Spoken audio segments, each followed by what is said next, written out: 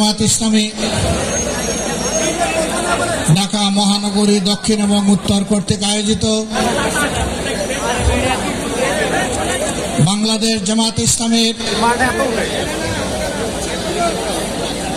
তৎকালীন ভারপ্রাপ্ত secretary general, বাংলাদেশের সবচেয়ে বড় মজলুম জননেতা জনাব এটিএম আজহারুল ইসলামের মুক্তির দাবিতে আয়োজিত এই জনসমুদ্রের সম্মানিত সভাপতি, মঞ্চে বসা নেতৃবৃন্দ, আমার সামনে উপস্থিত ঢাকাবাসী, নেট দুনিয়ার সুবাদে সংযুক্ত প্রিয় দেশবাসী, আমি মহান আল্লাহ রাব্বুল আলামিনের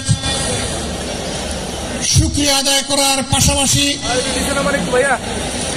অত্যন্ত বেদনা ভারাক্রান্ত মন নিয়ে আজ আপনাদের সামনে হাজির হয়েছি। বড় ভাই, কাউকে কিছু দিতে হবে না। আপনারা সাক্ষী, 2009 সাল থেকে শুরু করে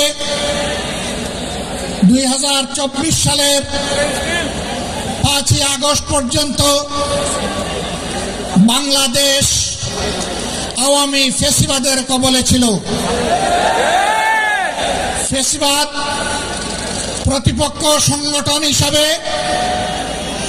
তার প্রথম হিংস্র থাবাটি বিস্তার করেছিল বাংলাদেশ জামাতে ইসলামের উপর। সকল শীর্ষ নেতৃবৃন্দকে এক এক করে তারা বন্দী করেছিল। প্রথম দফা বন্দী হওয়ার পর প্রিয় সংগঠন এটিএম আজহারুল ইসলামের উপর সেই সময়ের গুরু দায়িত্ব তুলে দিয়েছিল।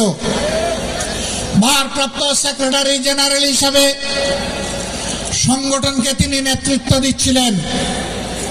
পথের কাঁটা সরানোর জন্য বাকিদের ধারাবাহিকতায় ষড়যন্ত্র অব্যাহত রেখে তাকেও গ্রেফতার করা হলো। এক এক করে 13টি